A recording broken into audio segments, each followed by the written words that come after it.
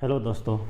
Iran का जो embassy के कॉन्सुलेट बिल्डिंग जो सीरिया में है वहाँ पे अटैक होने के बाद इजराइल में हाई अलर्ट जारी किया है और कुछ दिन से काफ़ी सारा न्यूज़ में यही देख रहा हूँ। और अभी इजराइल का जो एम्बेसी इंडिया में है उसको भी टेम्प्रोरी बंद किया है। और आज का न्यूज़ में मैं देखा हूँ कि भारत सरकार ने एक एडवाइजरी जारी किया है, उसमें बोला है कि फ़िलहाल के समय इजराइल या ईरान कोई भी जो भारत के लोग हैं वो ट्रैवल ना करे बोल के एडवाइजरी जारी किया है। तो ये तो एक साइड चल रहा है, लेकिन जो भी वर्कर इजराइल पहुंच चुके हैं, चाहे वो कंस्ट्रक्शन वर्कर में हो, चाहे केयर गिवर हो, चाहे एग्रीकल्चर वर्कर, तो उन लोगों को इस समय में किस तरह से सेफ रखना है, अपने आप को क्या करना चाहिए, एमरजेंसी सायरन बजता है तो क्या करना चाहिए, कितना समय मिलता है सेफ प्लेस या सुरक्षित जगह पे जाने के लिए। सायरन बजते समय अगर घर पे है और बंकर है तो ठीक है, बंकर नहीं है तो क्या करना चाहिए, सायरन बजते समय घर से बाहर है तो क्या करना चाहिए।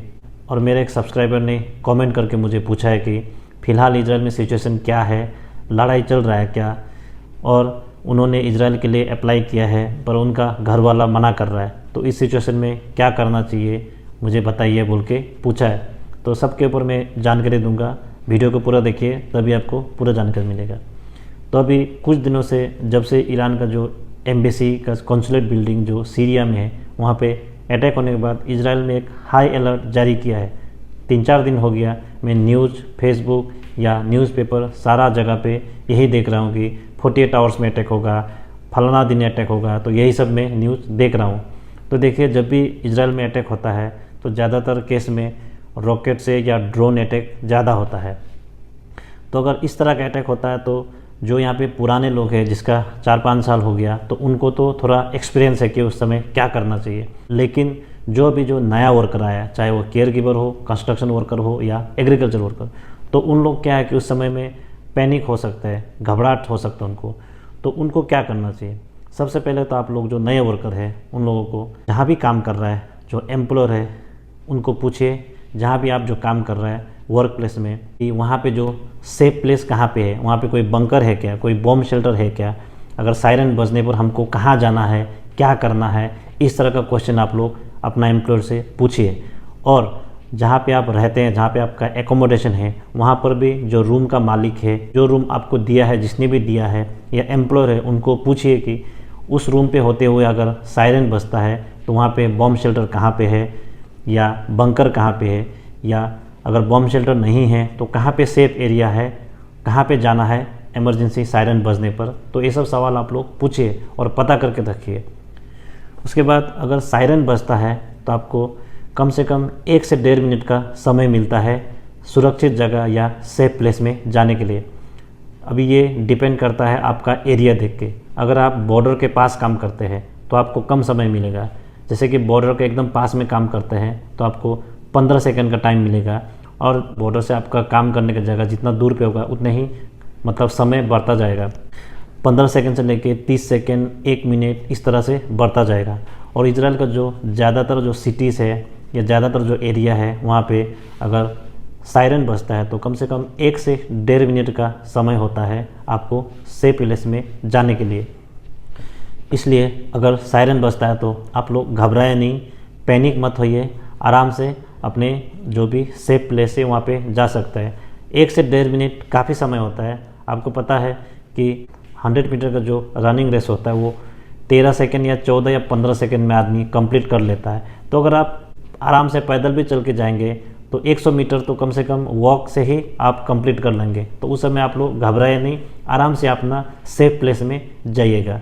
तो उसके बाद जो अगर सायरन बजता है और अगर आप उस समय घर के अंदर होता है तो वहाँ पे अगर बंकर है या बॉम्ब शेल्टर है तब तो ठीक है, आप वहाँ पे जाएंगे। लेकिन कोई कोई जगह पे क्या है कि बॉम्ब शेल्टर नहीं बनाया होता है, तो उस समय पे आपको क्या करना चाहिए कि आपको पहले से एक तो आपका जो घर का मालिक है उसको पूछना पड़ेगा कि यहाँ पे कहाँ पे जो सेफ़ एरिया है। जैसे कि अगर 4-5 तला का अगर बिल्डिंग होता है तो वहाँ पे जिसका बॉम्ब शेल्टर है वो तो बॉम्ब शेल्टर में जाएंगे, लेकिन कोई कोई बिल्डिंग पे बॉम्ब शेल्टर नहीं होता है तो उस पर लोग क्या करते हैं कि जहाँ पे जो सीढ़ी वाला एरिया है तो उसमें वो लोग आके वहाँ पे रहते हैं, या बेसमेंट में जाके वो लोग सेफ रहते हैं। अगर बेसमेंट में रहते हैं तो आपको रॉकेट वगैरह से आप सेफ हो जाएंगे, रॉकेट से आपको कोई दिक्कत नहीं होगा। अगर सायरन बजते समय अगर आप घर के अंदर होते हैं या अगर आपका घर ऐसा है जो बिल्डिंग नहीं है, एक तल्ला का घर है या छोटा घर है, तो आपको क्या करना चाहिए? सायरन बजते समय घर के अंदर है तो क्या करें? घर के अंदर अगर बॉम्ब शेल्टर या बंकर है तब तो आप वहाँ पे जा सकते हैं, लेकिन कुछ कुछ घर पे बंकर या बॉम्ब शेल्टर नहीं होता है, तो उस केस में आपको घर का कुछ सुरक्षित जगह होता है वहाँ पे रुकना पड़ेगा। जैसे कि घर का जो सेंटर एरिया है, जो बीच वाला एरिया है, वो सबसे सुरक्षित एरिया होता है उस केस में। और आपको उस केस में खिड़की के पास या दरवाजे के पास या जो घर का जो साइड वॉल है वहाँ पे आपको खड़े नहीं रहना है, क्योंकि खिड़की में शीशा वाला आइटम लगा रहता है, दरवाजे में भी लगा रहता है किसी किसी का, और बाथरूम में भी आपको नहीं रहना है उस समय, क्योंकि वहाँ भी शीशा वाला आइटम लगा रहता है। क्योंकि अगर रॉकेट वहाँ पे अगर हिट करता है तो वो शीशा आइटम टूट के आपको लग सकता है और चोट लग सकता है।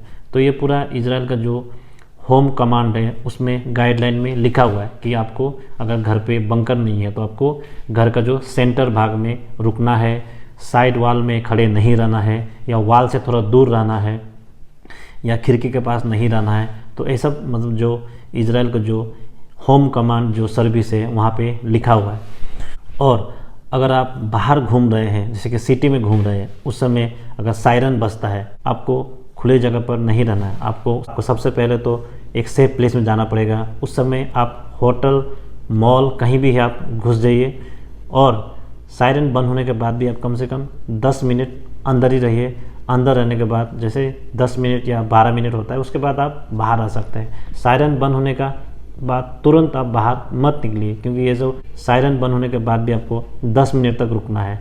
क्योंकि अगर आप अचानक सायरन बंद होने के बाद अगर बाहर निकलते हैं तो क्या होता है कि जो रॉकेट आता है उसको आयरन डोम जो एयर डिफेंस सिस्टम है वो उसको ऊपर ही मतलब एक्सप्लोड कर देता है, फोड़ देता है उसको। उसके बाद उसमें से जो टुकड़ा गिरता है या पार्टिकल्स जो गिरता है तो वो भी आपको लग सकता है।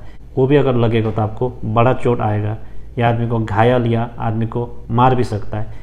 तो अभी जो एक लास्ट में मुझे एक कमेंट मिला है, तो मुझे कमेंट के थ्रू एक सब्सक्राइबर ने पूछा है कि फ़िलहाल इजराइल में क्या सिचुएशन है, और उनको घर से आने के लिए मना कर रहा है पर उन्होंने अप्लाई करके रखा है। तो मेरा सजेशन यही है, तो देखिए अभी इजराइल में फ़िलहाल तो सिचुएशन ठीक है। 48 आवर्स में हमला होगा, फ्राइडे को हमला होगा, ये सब न्यूज़ सुना हूँ, लेकिन अभी तो कुछ नहीं हुआ है। और आपको अगर जैसे आपने पूछा कि आपको घर से आने के लिए मना कर रहे हैं लेकिन आपने अप्लाई किया है, तो देखिए मैं आपको मत आइए बोलकर नहीं बोलूँगा, क्योंकि मैं खुद अभी इजराइल में काम कर रहा हूँ और सब कुछ ठीक ही है, शांति है, वैसा कोई प्रॉब्लम नहीं है। जितना न्यूज़ में बोल रहा है वैसा कुछ भी नहीं हो रहा है। लेकिन अगर आपको आना है इजराइल तो आप घर पे अपने मम्मी पापा जो भी है उनके साथ जो है ना सलाह मशवरा करके ही आइए, उनको मना के ही आइए। अगर उन लोग मना करते हैं तो आपको, मुझे लगता है आपको नहीं आना चाहिए, क्योंकि आप आने के बाद उनको क्या हमेशा एक टेंशन बना रहेगा। क्योंकि इजराइल में देखिए लड़ाई ख़त्म नहीं होता है। इजराइल में अभी इस बार थोड़ा बड़ा लड़ाई हो रहा है, लेकिन मेरा 4 साल हो गए यहाँ पे। 4 साल में मैं हर साल छोटा मोटा लड़ाई देखा हूँ, 1 हफ्ते का देखा हूँ, बीच में 1 महीना का भी चला। तो इस तरह का लड़ाई कंटिन्यू रहता है। इजराइल में लड़ाई फुल्ली स्टॉप तो नहीं होगा शायद, ये चलता ही रहेगा। इसीलिए आप अपना मम्मी या पापा या जो भी है अपने आदमी, उनको मना के आ सकता तो आइए, नहीं तो आप कोई भी देश जा सकता है। इतना रिस्क लेके आने का भी कोई ज़रूरत नहीं है, जिसमें आप आने के बाद आपका जो परिवार वाला है हमेशा टेंशन या चिंता में रहे। तो उनको मना के ही आइए। अगर उन लोग मना करता है तो रुक जाइए, उनका भी खुशी आपको देखना है। तो चलिए दोस्तों, आज के लिए वीडियो में इतना ही। एक छोटा सा अपडेट देने के लिए आपके पास वीडियो लेकर आया हूँ। फ़िलहाल इजराइल में कंडीशन ठीक है। आशा करता हूँ कि सब कुछ सही रहे और कोई बड़ा लड़ाई ना हो। तो मिलते हैं अगले वीडियो में कुछ नई अपडेट के साथ। तब तक के लिए बाय बाय, टेक केयर।